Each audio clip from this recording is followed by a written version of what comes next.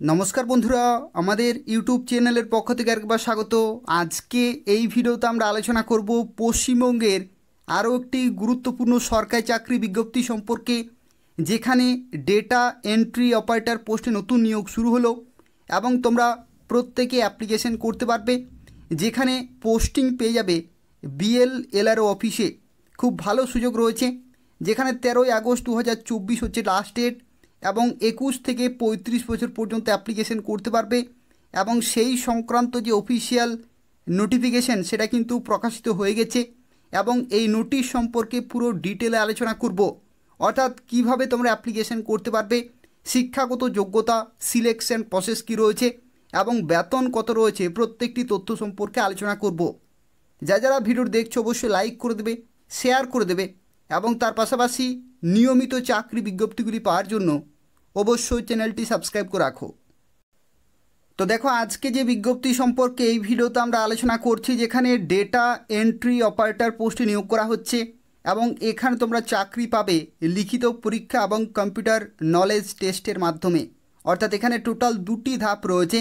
এই 2টি ধাপে যারা কোয়ালিফাই করবে তারাই ফাইনালি ডেটা এন্ট্রি অপারেটর পোস্টে বিএলএলআরও অফিসে পোস্টিং পেয়ে যাবে। তো দেখো, যে তোমাদের লিখিত পরীক্ষা হবে, সেই পরীক্ষা তোমাদের 50 নম্বরের হবে, যেখানে এরিথমেটিক থাকবে মাধ্যমিক স্ট্যান্ডার্ডের, যেখানে 10 নম্বর থাকবে, জেনারেল নলেজ থেকে থাকবে 10 নম্বর এবং কম্পিউটার নলেজ অর্থাৎ fundamental of computer, basic computer related প্রশ্ন থাকবে, যেখানে 30 নম্বর থাকবে।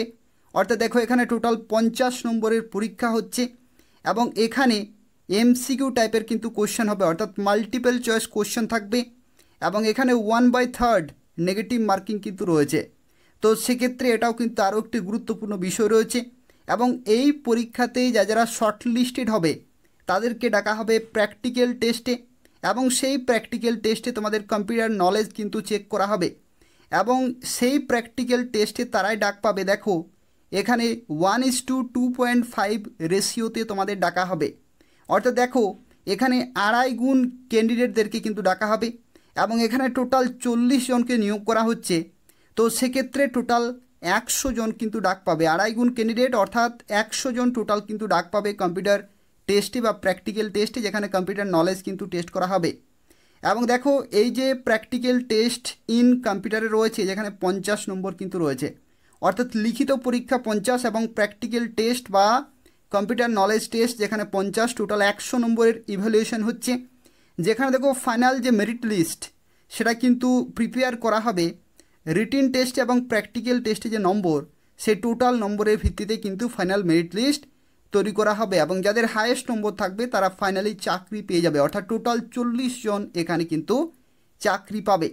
এবং দেখো, এখানে অ্যাপ্লিকেশন কিন্তু শুরু হয়ে গেছে 23শে জুলাই 2024 তারিখ থেকে অ্যাপ্লিকেশন চলছে এবং 13ই আগস্ট 2024 তারিখ পর্যন্ত আমরা অ্যাপ্লিকেশন করতে পারবে এবং এখানে অ্যাপ্লিকেশন করতে হলে অফলাইনে অ্যাপ্লিকেশন করতে হবে।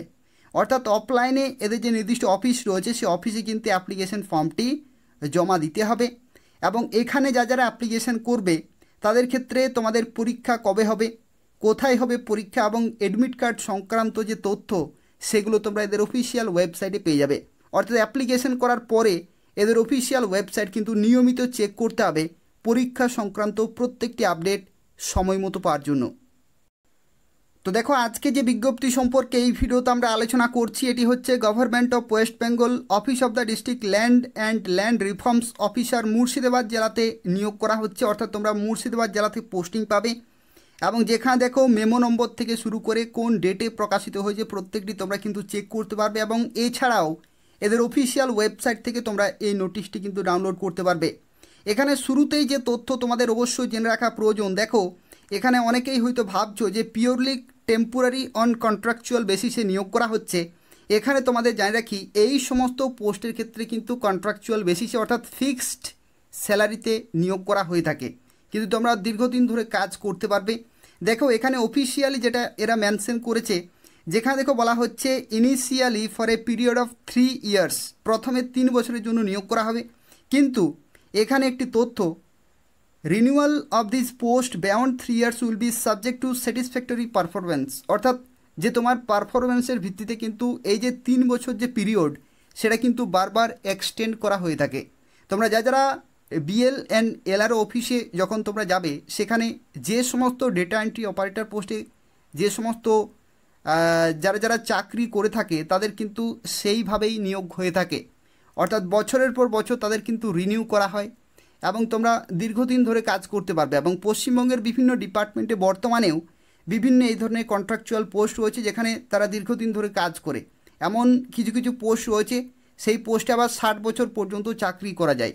কন্ট্রাকচুয়াল বেসিস থাকে কিন্তু ফিক্সড স্যালারি থাকে। তো তোমরা যারা ফিক্সড স্যালারিতে চাকরি করতে চাইছো বিএল অ্যান্ড এলআরও অফিসে, এসডিএল অ্যান্ড এলআরও অফিসে এবং ডিএল অ্যান্ড এলআরও অফিসে মুর্শিদাবাদ জেলাতে, তারা অবশ্যই এখানে অ্যাপ্লিকেশন করে দেবে।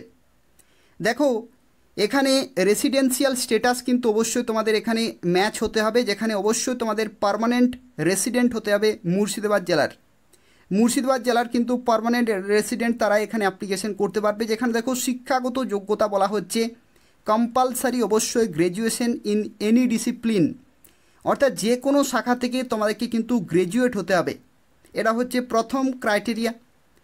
দ্বিতীয়ত দেখো এখানে ডিজারেবল কোয়ালিফিকেশান বলা রয়েছে কম্পিউটার এডুকেশন, অর্থাৎ কম্পিউটার রিলেটেড যদি তোমাদের সার্টিফিকেট থাকে বা কোনো টেকনিক্যাল কোর্স, ডিপ্লোমা কোর্স অথবা ডিগ্রি করা থাকে তাহলে কিন্তু তোমরা এখানে প্রেফারেন্স পেয়ে যাবে। তার কারণ হচ্ছে কি যে প্র্যাকটিক্যাল পরীক্ষা হবে, সেই পরীক্ষাতে তোমাদের কিন্তু কোয়ালিফাই করতে হবে।